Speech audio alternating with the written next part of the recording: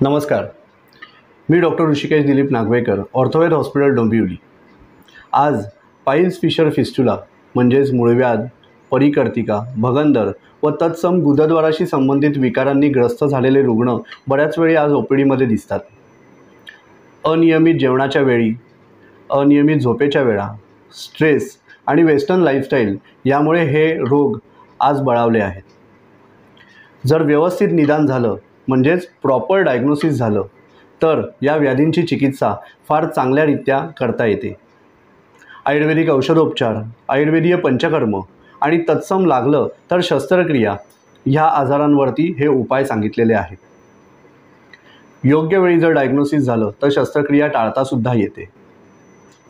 आयुर्वेदामध्ये क्षारसूत्र ही एक प्राचीन चिकित्सा पद्धती आहे, जेने हे गुदद्वाराचे विकार बरे तर होतातच, पण त्यांचं रिकरन्स म्हणजे परत होण्याची जी टेंडन्सी असते ती सुद्धा थांबलेली दिसते।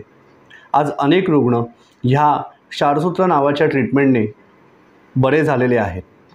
तर जर तुम्हाला गुदद्वाराशी संबंधित लक्षणं आढळली, जशी सरक्त मलप्रवृत्ती आहे, शौचाच्या समयी बदललेल्या आहेत, शौचाच्या वेळी कष्ट निर्माण होतात, गुदद्वारा संबंधित गुदासं म्हणतात काही गाठी किंवा अंग बाहेर आल्यासारखं वाटलं, तर जरूर तुम्ही ऑर्थोवेद हॉस्पिटल येथे व्हिडिओ प्रोक्टोस्कोपीद्वारे म्हणजेच एक दुर्बिणीद्वारे ह्या सर्व गुदासंबंधात झालेल्या व्याधींचे निदान केले जाते।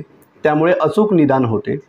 त्याचप्रमाणे ह्याच्यावरती क्षारसूत्र चिकित्सा तर आहेच, पण लेझर पद्धतीने सुद्धा यशस्वीरित्या ह्या व्याधींची चिकित्सा केली जाते।